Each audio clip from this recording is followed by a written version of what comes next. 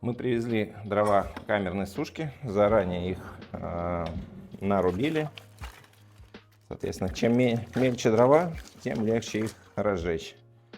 Желательно, по возможности, конечно же, использовать дрова без коры, так как она дает много сажи и копоти.